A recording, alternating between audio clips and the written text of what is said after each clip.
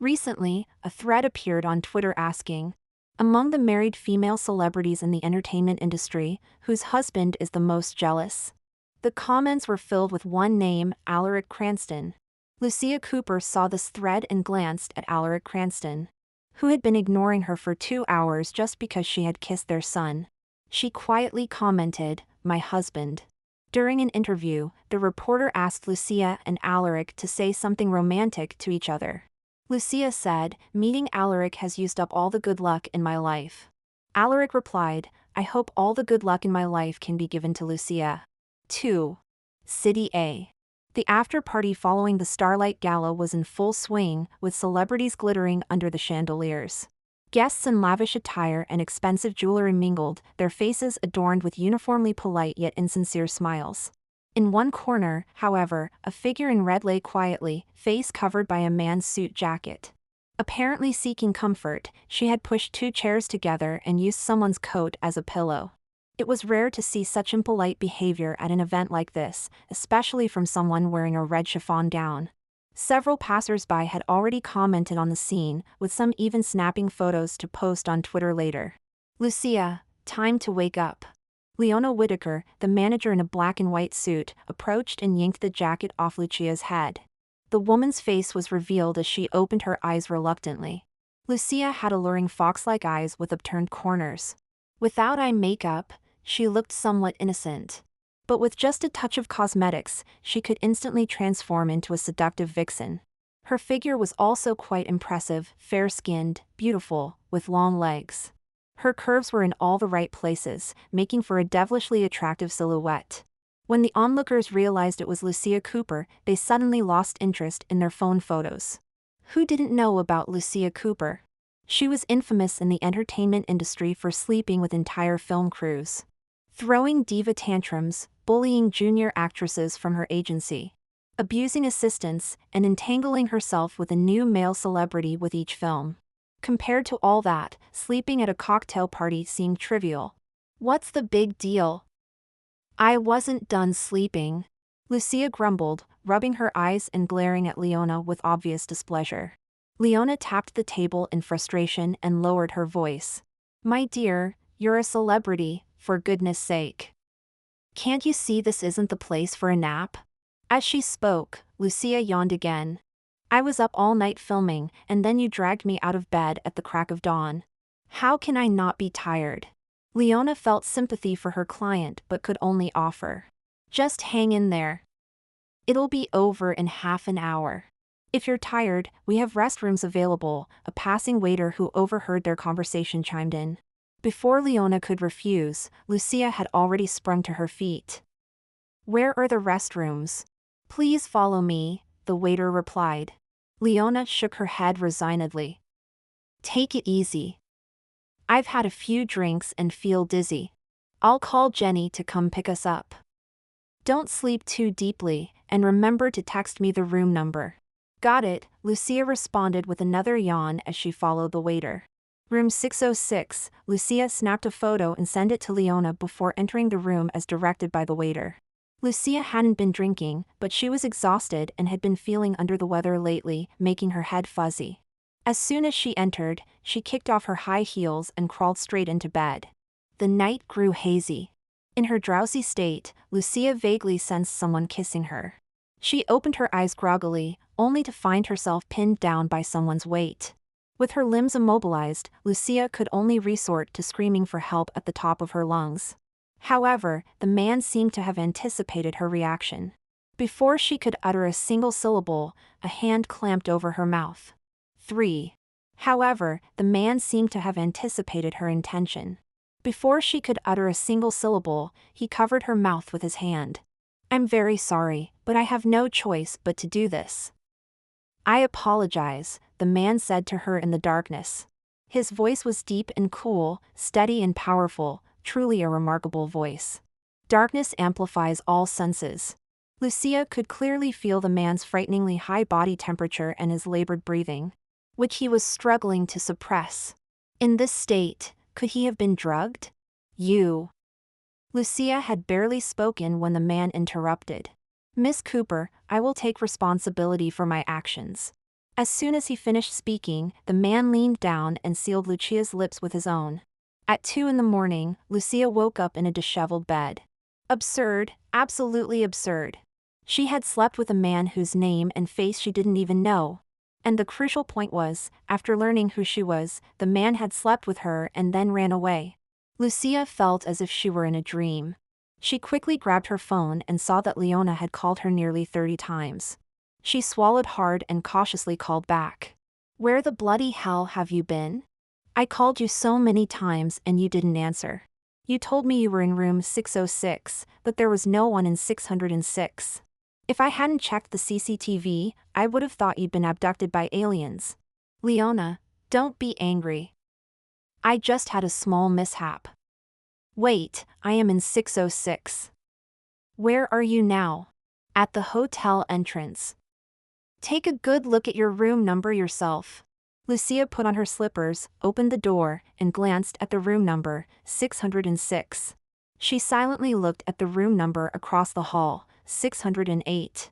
So, she must be in 609? Was the 9 upside down? Is this how 5-star hotels number their rooms? Lucia helplessly rubbed her forehead. "Right, I'm in room 609. Come up and find me, and bring me a set of clothes." After hanging up, Lucia rubbed her messy hair and went to take a shower. Leona arrived quickly. Lucia had just finished her shower when there was a sound at the door. "That fast?" Lucia muttered as she opened the door. However, standing outside was not Leona, but a tall man wearing sunglasses. She instinctively tried to close the door, but the man blocked it. "Miss Cooper." The man bowed slightly to her, very respectful and polite. "I mean no harm." Lucia left a small gap in the door, eyeing him suspiciously. "Who are you?" "I'm Bios' bodyguard. This is what he asked me to bring you." The man handed her a bag with both hands. Lucia took it and looked inside. It was a set of clothes. "Sir, the man who had slept with her and then left?" Lucia's face flushed with anger. "Who is your boss?" "He slept with me and ran off." "Has he no shame?" "Sir had to leave for a business trip. He asked me to inform you that he will come to see you in a week." "Huh." Lucia scoffed. "What's your boss' name?" "What does he look like?" "Well." The bodyguard looked troubled, as if he hadn't expected Lucia to not know these things. Should he reveal this information? "Miss Cooper, I can only tell you that my boss' surname is Cranston." "Also." The bodyguard took out his phone, found a photo of the man, and showed it to Lucia. "This is Mr. Cranston." In the photo, the man was working with his head down. It was clearly taken secretly, and the lighting was a bit blurry.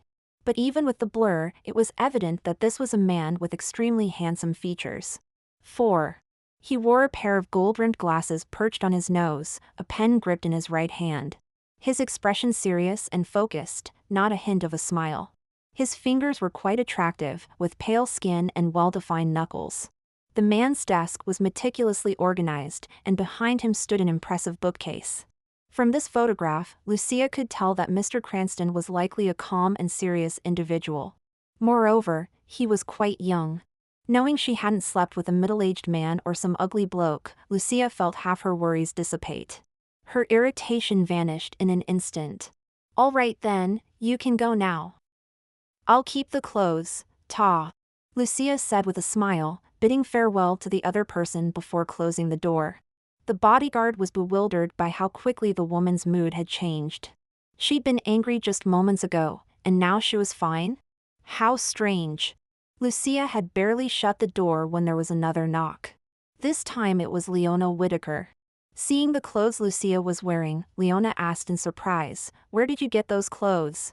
Before Lucia could answer, Leona exclaimed, "What happened to your neck?" Lucia instinctively covered her neck, but couldn't escape Leona's scrutiny. "Did someone take advantage of you? Tell me which bastard it was." "Leona, calm down. For all you know, I might have been the one taking advantage," Lucia said. "What exactly happened?" Lucia sighed and had no choice but to give Leona a brief account of what had transpired. At the end, she couldn't help but ask, "Leona, Have you heard of him in the industry? He's quite striking. Leona shook her head. No, I don't know any good-looking blokes. Besides, if someone was handsome enough for you to notice, I'm sure I wouldn't have forgotten them either. Lucia sighed. Come on, don't think too much about it. Even though you've lost your virginity, at least it was to a handsome guy. You haven't lost out. Who knows, this might be your destiny. Wait for him to come find you, Leona winked at her. Lucia scoffed, am I really that unprincipled? Even if he's handsome, it doesn't change the fact that he's a pervert who barges into other people's rooms. Leona yawned and lay down on the sofa. All right, enough chatter. I'm knackered, just going to have a kip. Let's go back to sleep, Lucia said, tugging at Leona. Leona opened her eyes, looking utterly done in. Darling, have you seen what time it is? Do you want me to drive while I'm this tired? But I don't want to sleep in there. Lucia lowered her head, speaking softly. Leona couldn't help but smile at Lucia's innocent, girlish demeanor. Who would have thought that Lucia Cooper, rumored to have slept with the entire cast and crew during her first film, was actually an inexperienced young woman in private? Well, not inexperienced anymore. Leona yawned repeatedly, either drive back yourself or sort yourself out and sleep here. Jenny went back home yesterday, I've only just remembered, so don't count on her either. With that, Leona closed her eyes. She knew Lucia all too well. The girl was too timid to drive herself, and besides, she didn't even have a driving license. In Lucia's words, what's the point of getting a license if I can't afford a car? If I can afford one in the future, it means I'm rich enough to hire a driver, so why bother driving myself? Leona had to admit she couldn't argue with that logic. The next day, Lucia was woken up early in the morning by a commotion. What's going on? She mumbled, rubbing her eyes and crawling out of bed, her hair a mess. 5. The hotel's soundproofing was quite good, but Leona had woken up early and opened the door, allowing the noise from outside to filter in. Sorry if I woke you. I'm just enjoying the show, Leona said with a grin. What's going on? Lucia leaned over curiously. Don't go out there. The hallway's full of media. Go wash up quickly, Leona pulled her back. Though she only caught a glimpse, Lucia saw that the corridor was indeed crowded with photographers and various news reporters, frantically snapping pictures of one particular room. It was quite a commotion. Hey, isn't that room 606? Leona suddenly noticed the room number. 606. Lucia realized something was amiss. The two women exchanged a look. Leona made a swift decision, pack up. We're leaving now. They quickly gathered their belongings, changed clothes, and discreetly made their way through the crowd to the lift. Who brought you up here last night? Leona asked. It was a bellboy, but he was wearing a cap. I didn't see his face clearly. Do you know who they were photographing just now? Lucia shook her head. Leona let out a cold laugh. It was Elsie Brewer. Her? Lucia frowned. Elsie Brewer had debuted the same year as Lucia, under the same company. But when Lucia shot to fame, Elsie was still a nobody. It wasn't until Lucia started getting embroiled in scandals that the company began shifting resources to Elsie, finally giving her a chance to rise. However, Elsie's plain looks lacked appeal. Even with all the resources thrown her way, she never managed to become a top star. Lucia, on the other hand, kept trending on Twitter every other day, albeit not always for positive reasons. If you'd gone into room 606 last night, you'd be the one in the news today, Leona said. Whether by coincidence or someone's help, Lucia had unknowingly dodged a bullet. I'll take you home first. Get some rest, and I'll look into this matter further. Leona knew there had to be someone pulling strings behind the scenes. But without evidence, she couldn't make any accusations. Lucia nodded in agreement. After returning home, Lucia took a shower and had another nap before getting up to make breakfast. Just as she set the food on the table, her phone rang. It was her assistant, Jenny Brewer. Miss Cooper, it's bad. Elsie is slandering you on Twitter. Check the trending topics quickly. Lucia opened Twitter. The top trend was Elsie Brewer Hotel, followed by an explosion emoji. Lucia clicked on it. The first thing that popped up was a video. It showed Elsie being caught by numerous reporters having a private meeting with a certain director at the hotel. The following clip featured a disheveled Elsie crying in front of the cameras, saying, "I don't know what happened. I had too much to drink last night. It was Lucia who had someone bring me up here. I really don't know what's going on." After watching the video, Lucia scrolled through the comments. They were filled with people calling her a manipulative woman. The language was too vulgar to repeat. By now, Lucia's Twitter was exploding, and her phone had frozen. She had to turn it off and restart it. Lucia took out her backup phone and called Leona. "I've seen the video. I can't believe Elsie would stoop so low. She clearly knows she's done for, so she's trying to drag you down with her." Leona's voice came through, filled with anger and frustration. 6. Don't be angry. I suspect Elsie Brewer is behind what happened last night. Now I'm just worried that Mr. Cranston might have some leverage over me, Lucia said with a frown. Leona paused for a moment. You mean that man might be working with Elsie? I can't rule out that possibility, Lucia replied. I suspect Elsie arranged people in both rooms. Otherwise, how could I end up in such a situation even after entering the wrong room? Can this really be just a coincidence? She certainly didn't believe in such coincidences. Leona thought for a moment. You have a point, but we don't have any information about him except his surname. How can we find him? Before you came up last night, a man came to see me. He should be working for Mr. Cranston. He said that Mr. Cranston would come to see me in a week. If that's what they said, you should be safe for this week. Maybe he wants to blackmail you. Leona speculated. Lucia thought about the man's appearance and felt he didn't seem like the type to resort to blackmail. To be honest, she didn't want to associate Mr. Cranston with Elsie at all. But everything that happened last night was too coincidental not to raise suspicions. Let's put that aside for now. I've already started dealing with the online situation. I'll get the CCTV footage from last night and post it on Twitter, Leona said. You should rest at home and try not to read those online comments. Although Lucia never took those nasty comments to heart, Leona still instinctively reminded her. After all, those keyboard warriors could be really harsh with their words. I understand. I don't have any schedules for this week anyway. Alfred is about to have his exams, so I'm planning to go back and look after him for a while. It'll also help me lay low for a bit. Alfred, full name Alfred Bancroft, was 18 years old and Lucia's half-brother. Alfred took his mother's surname. Lucia's mother passed away early, and later her father married Mabel Bancroft, Alfred's mother.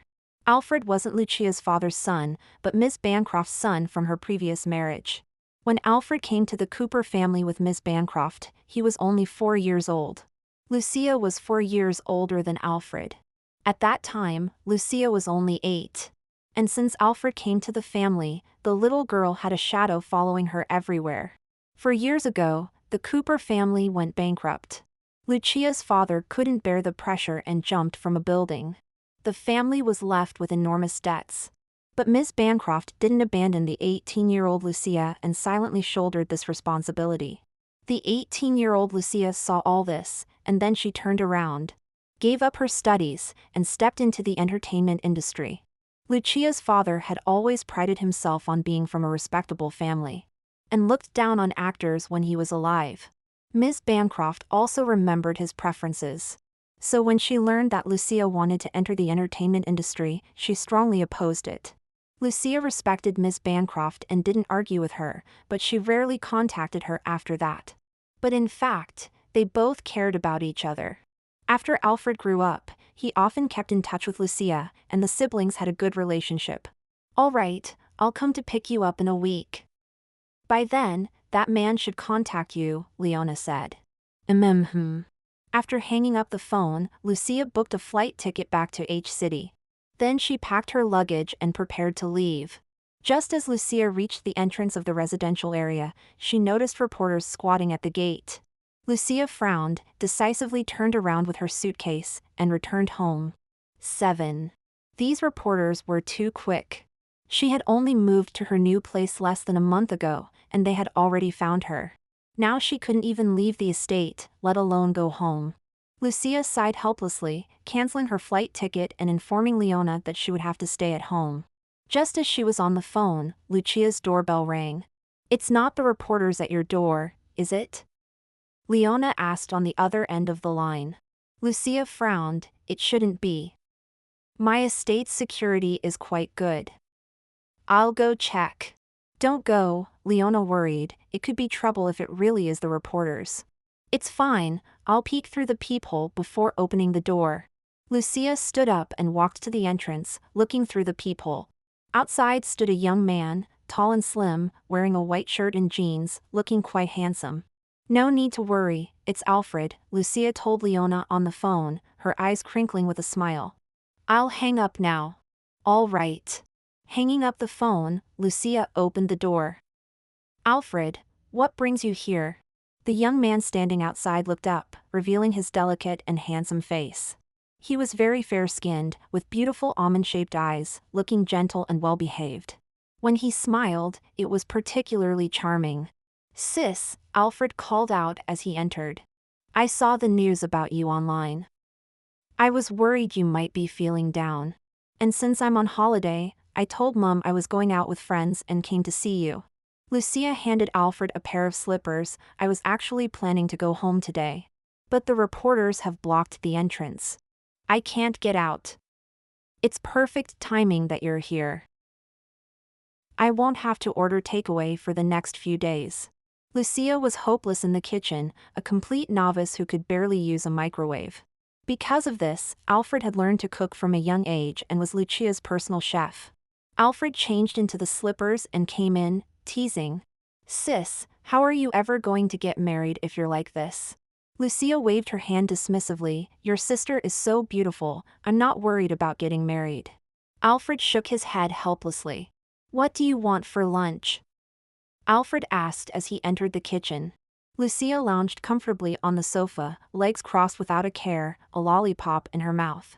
She mumbled indistinctly, "Your specialty, fish and chips, bloody hell." Lucia suddenly shouted. Alfred rushed out. "What's wrong? What happened?" Lucia stared at her phone with shining eyes, clicking her tongue in amazement. Who on earth did Elsie offend? Someone's leaked so much dirt on her. This is too juicy. Alfred, not wanting to miss out on the gossip, quickly took out his phone and opened Twitter. Elsie's name was trending at #1 on Twitter, with a trending label next to it. Alfred tapped on it to see the first tweet from a major entertainment account with a video.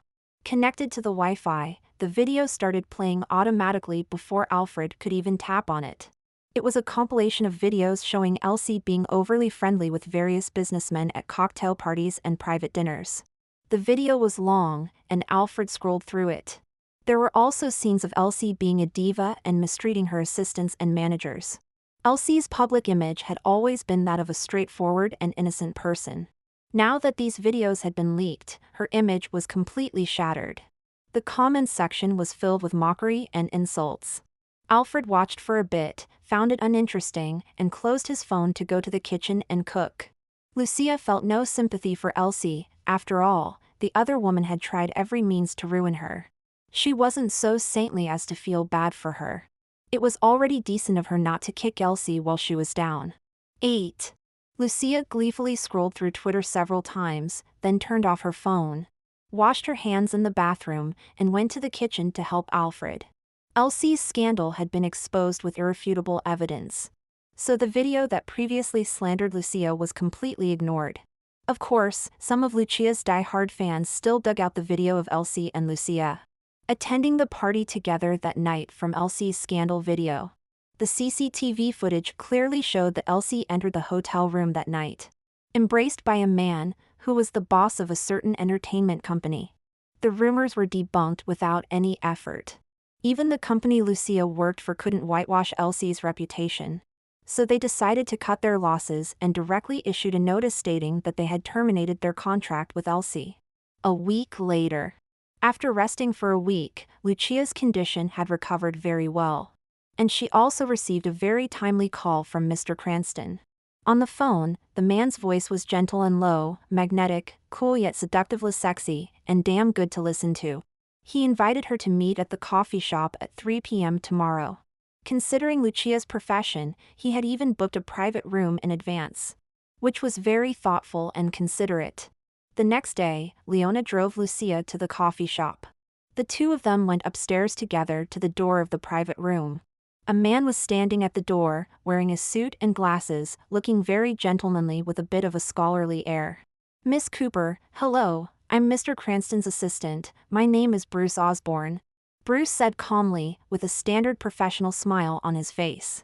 "Mr. Cranston said to ask you to go in alone, and your agent can wait in the private room next door." After saying this, Bruce looked at Leona and made a gesture of invitation. "This way, please. I've already ordered coffee and pastries for you." With the other party being so considerate and saying it to this extent, Leona couldn't say anything more. She could only instruct Lucia to call her if anything happened, and then entered the adjacent private room. Lucia watched Leona go in, then took a deep breath and pushed open the door of the private room. The room was a bit dark, with only one lamp lit. She stood at the door, her gaze falling on the man on the sofa. He was wearing a light-colored suit, his tie tied impeccably. His head lowered as he looked at the documents in his hand, his long, straight fingers holding a pen. The light shone from the side, accurately illuminating the man's profile. This was a man with extremely attractive features. Any woman who saw him would probably scream. Although Lucia had seen his face in photos before, seeing him in person now felt even more stunning. Of course, for the sake of face, no matter how stunning he was, she wouldn't fangirl in front of him. Lucia closed the door and walked towards the man, sitting down opposite him. Alaric Cranston looked up at Lucia. Lucia smiled slightly. "Hello, Mr. Cranston." "Hello, Miss Cooper." The other party nodded, then put down the pen in his hand and sat up straight, saying, "Regarding what happened at the party last time, I want to talk to you about it. Although it wasn't my intention, I still did something inappropriate to you, for which I deeply apologize." As he spoke, he pushed the document beside him to Lucia. "I said at the time that I would take responsibility, so, this is a prenuptial agreement I've drafted. You can take a look, and if you have no objections, you can sign it." Lucia was stunned. A prenuptial agreement? 9. "Yes," he nodded. "Mr. Cranston," Lucia felt this was absurd. "Are you joking with me? I have no intention of marrying you." "It was your first time," he suddenly said. "What?" Lucia didn't quite catch on.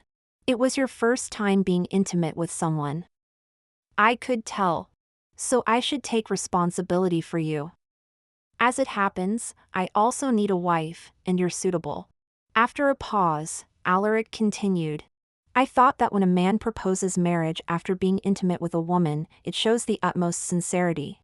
Lucia smiled helplessly. "Mr. Cranston, I think you've misunderstood.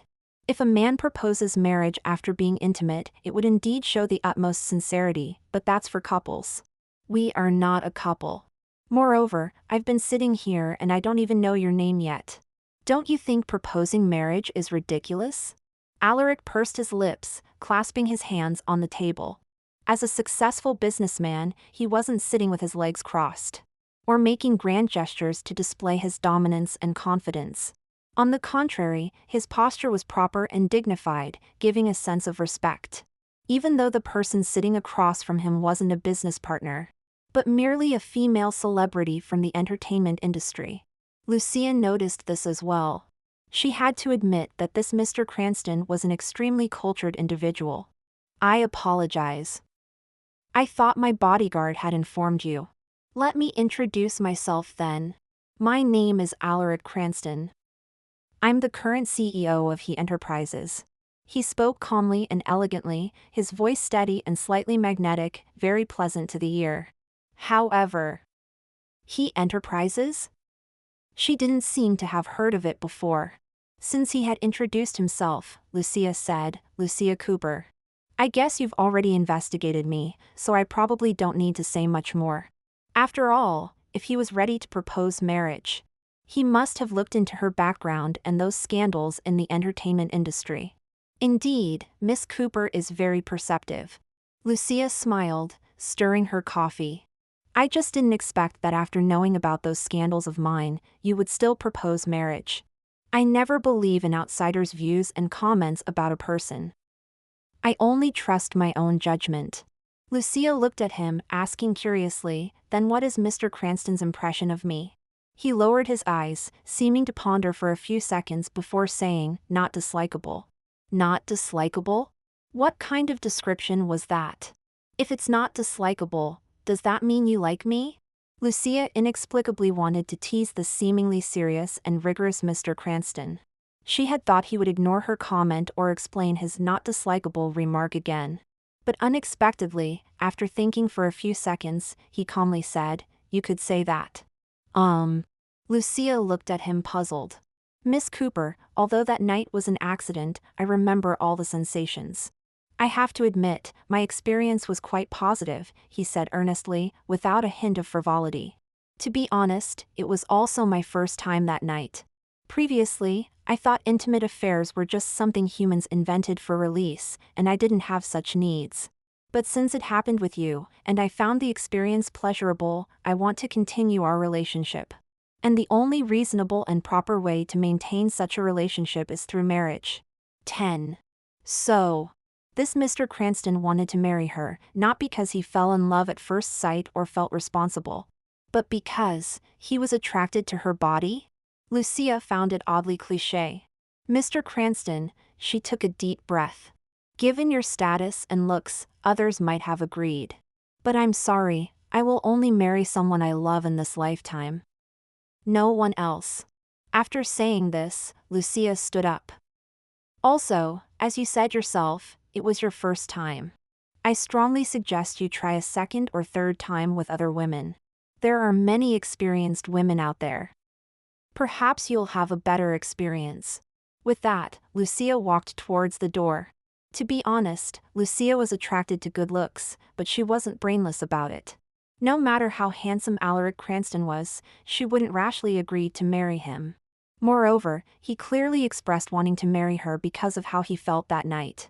This left her speechless. She had thought he would be a man who understood boundaries, knew when to advance or retreat, and possessed depth and cultivation. But Alaric's words made her feel he was no different from some men who think with their lower half. The only thing that comforted Lucia was that Alaric's way of maintaining this kind of relationship long-term was marriage, not keeping her as a mistress.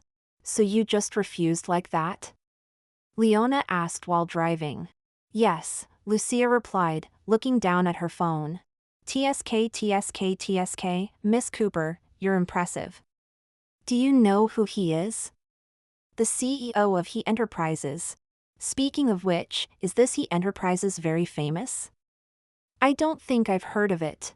Leona pulled over to the side of the road and turned to look at Lucia incredulously.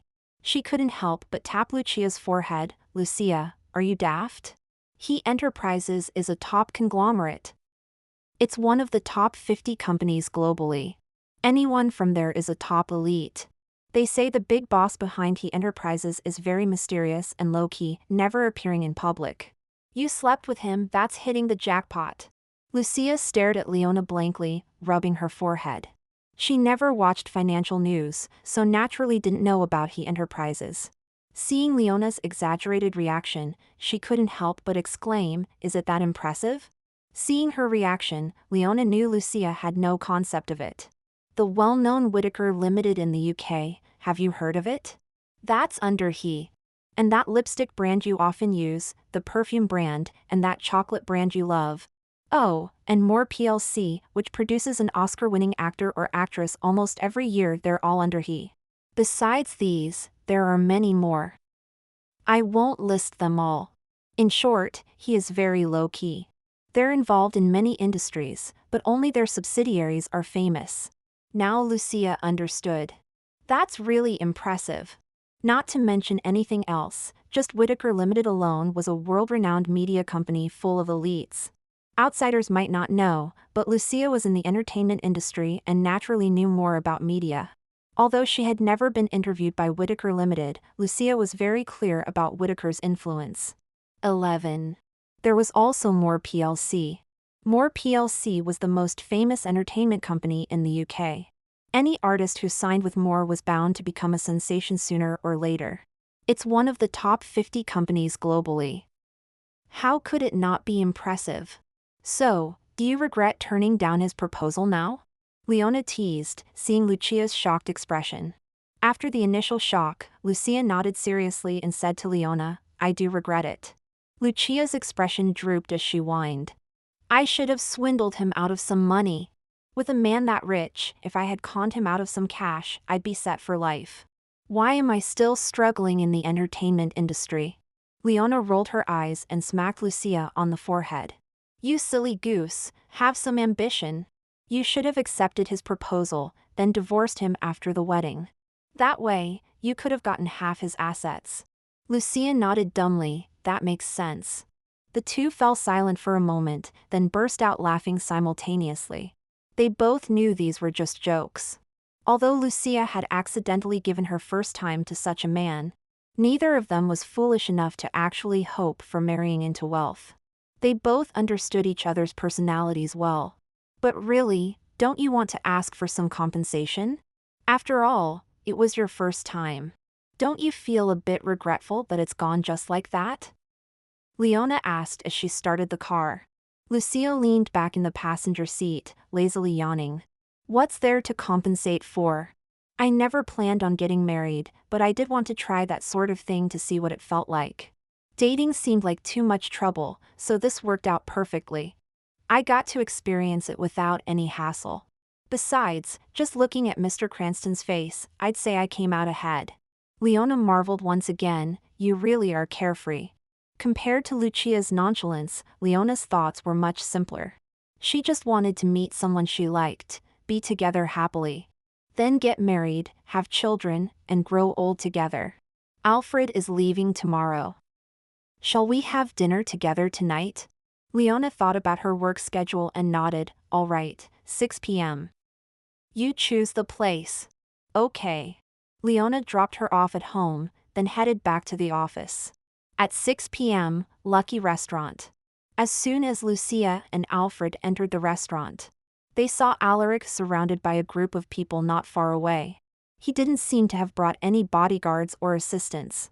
Appearing alone in such a restaurant, with his exceptional looks, he was bound to attract attention. The scene reminded Lucia of a monk surrounded by a group of female demons on TV. She couldn't help but smile. A man surrounded by women, looking helpless and quite pitiful. Even so, Lucia had no intention of helping him. She quietly walked past with Alfred. I apologize, ladies, but I have a date with my girlfriend. Lucia clearly heard his deep, magnetic voice as they passed by Alaric. He's got a girlfriend so quickly, she couldn't help but muse inwardly. The next second, someone grabbed her hand and stood in front of her. Lucia looked up in confusion, only to see his gentle yet dazzling face. Alaric smiled slightly at her. Lucia's inner thoughts, ah. My maiden heart. Outwardly, serious and unmoved. This is my girlfriend.